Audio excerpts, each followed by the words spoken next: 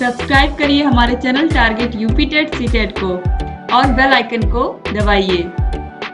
Hello friends, मैं रेनू स्वागत करती हूँ आप सभी भावी अध्यापक एवं अध्यापिकाओं का आपके अपने channel target UP TET CTET में। दोस्तों, आज की इस वीडियो में हम पढ़ने वाले हैं अवलोकन के विषय में। अवलोकन किसे कहते हैं दोस्तों, ये बहुत ही जरूरी है आप लोगों के लिए जानना, क्योंकि आप लोगों ने इसका प्रयोग किया है। जब आपने अवलोकन के द्वारा ही हम बहुत सारे विषयों का ज्ञान करा सकते हैं बच्चों को, इसलिए अवलोकन बहुत ही आवश्यक है। देखिए, अवलोकन पद्धति से आशय है कि किसी क्षेत्र विशेष का अध्ययन वहां के सर्वेक्षण की सहायता से करना। इस उद्देश्य से स्थानीय वातावरण के विविध पक्षों का सुगमता से अध्ययन किया जा सकता है। सामाजिक विज्ञान या सामाजिक अध्ययन विषय के लिए यह पद्धति विशेष रूप से उपयोगी रहती है। उदाहरण के लिए, अपने गांव के भौतिक, सामाजिक, ऐतिहासिक, सांस्कृतिक, मानवीय एवं आर्थिक तत्वों का सर्वेक्षण करने के लिए कक्षा के विद्यार्थियों को 6 समूहों में विभाजित किया जा सकता है। यानी कि एक समूह को हमने दे दिया भौतिक परिवेश के विषय में जानने के लिए, दूसरे को दे दिया सामाजिक परिवेश, तीसरे को ऐतिहासिक, चौथे को सांस्कृतिक, पांचवें को मानवीय एवं छठवें को आर्थिक।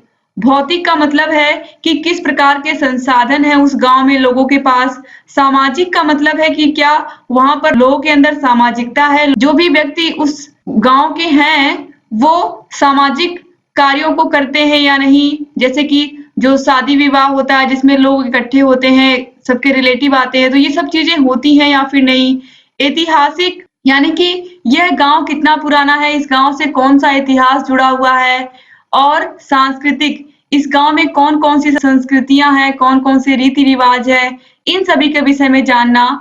और मानवीय यानी कि व्यक्तियों के अंदर मानवीय मूल्य है कि नहीं, यानी कि दया की भावना, ईमानदारी और कर्तव्य निष्ठा, ये सभी चीजें हैं कि नहीं उन व्यक्तियों में। इसके अलावा आर्थिक तत्व यानी कि वो आर्थिक रूप से धन कमाने के लिए क्या क्या चीजें करते हैं, खेती पर ही आश्रित है या कोई और उद्योग धंधा, कुटीर उद्योग या लघु उद्योग करते हैं। तो इन सभी के विषय में आप इनको 6 टीमों में बांट देंगे बच्चों को, और ये उस गांव के एक एक चीज के विषय में, यानी कि भौतिक पर्यावरण जो है वहां का, सामाजिक पर्यावरण कैसा है, इतिहास क्या है उस गांव का, हर एक टीम जो उसे काम मिला है वो काम वो करके लेकर के आएंगे। तो इस तरीके से यहाँ पर 6 टीमों में विभाजित किया जा सकता है। इसके बाद प्रत्येक समूह को एक तत्व या पक्ष के विषय में जानकारी एकत्र करने का दायित्व देकर उन्हें यह स्पष्ट किया जाएगा कि पक्ष विशेष से संबंधित किन किन सूचनाओं को एकत्रित करना है और वह इसे कैसे एकत्रित करेंगे।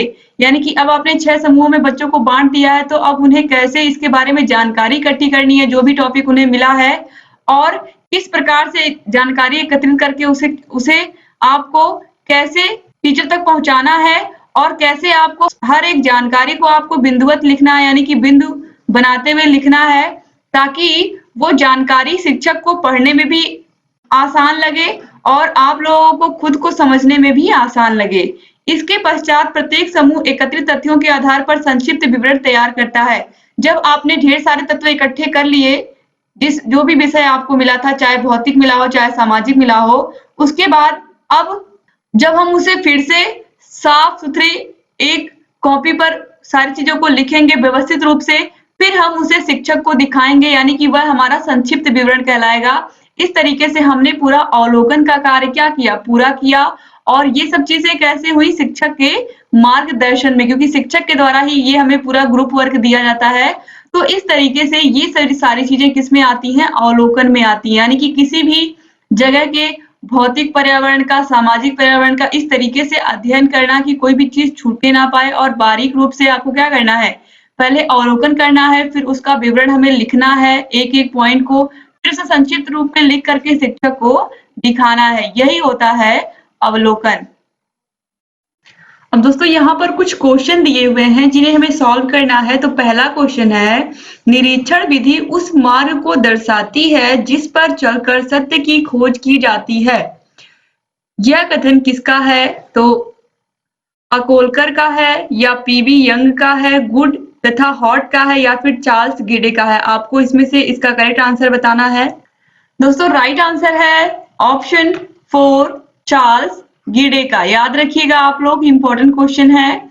इसके बाद है अगला क्वेश्चन, क्वेश्चन नंबर 2, मूल्यांकन के कितने पक्ष होते हैं?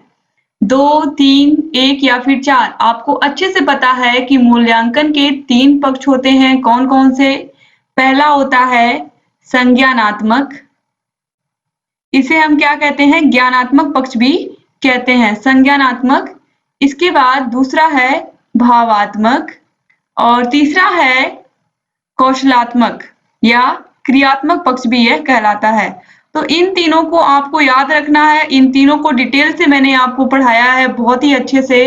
तो आप लोग दोस्तों अगर उन वीडियोस को आपने नहीं देखा है, पिछली जितनी भी वीडियोस मैंने बनाई है, तो प्लीज आप देख लीजिए और नोट्स बनाते हुए चलिए।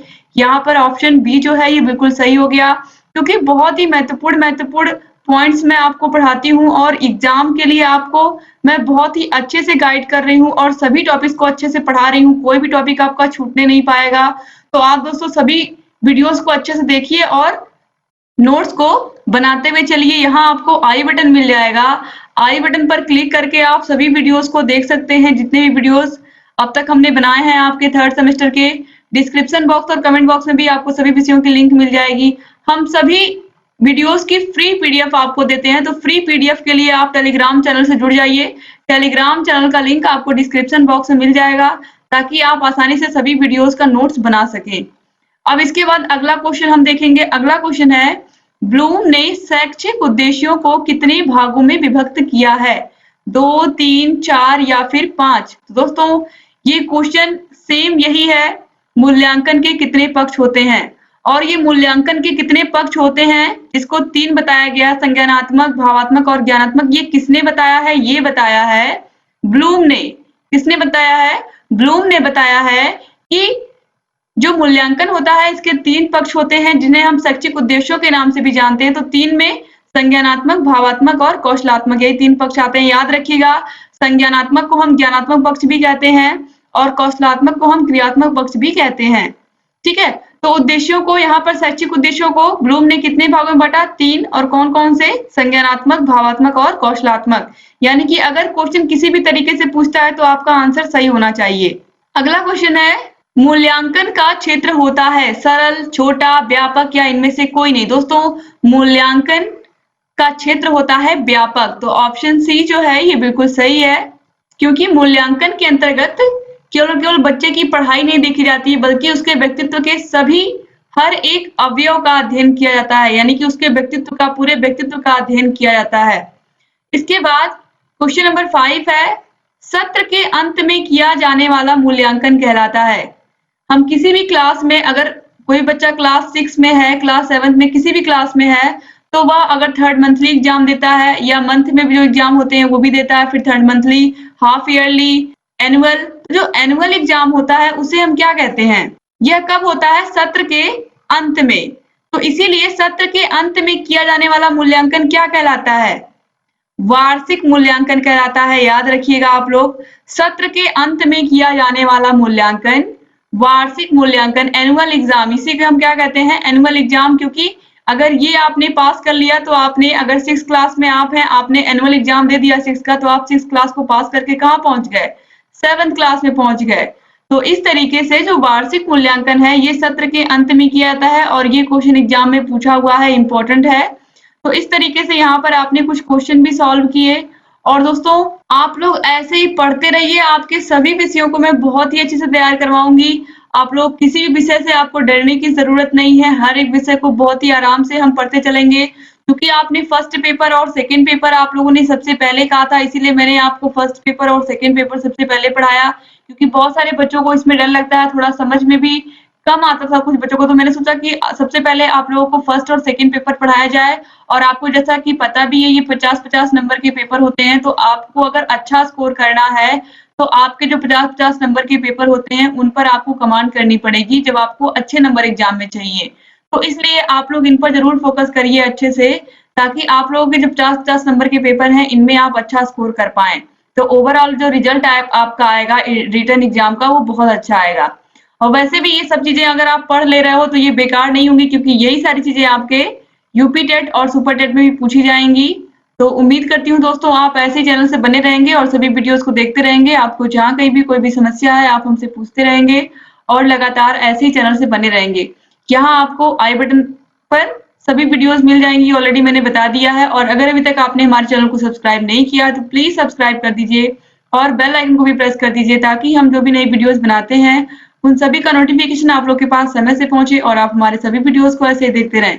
अगर दोस्तों और भी सुविधाएं आपको चाहिए हमारे चैनल से, तो उसके लिए आप चैनल को ज्वाइन भी कर सकते हैं। ज्वाइन बटन आपको सब्सक्राइब बटन के बगल में मिल जाएगा और आप चैनल से लगातार जुड़े रहेंगे। तो एक बार फिर से आप सभी भाई बहनों का बहुत बहुत शुक्रिया। मिलते हैं नेक्स्ट वीडियो में, तब तक अपना ख्याल रखिएगा, अपने परिवार का ख्याल रखिएगा और ऐसे ही हमसे जुड़े रहिएगा। जय हिंद दोस्तों।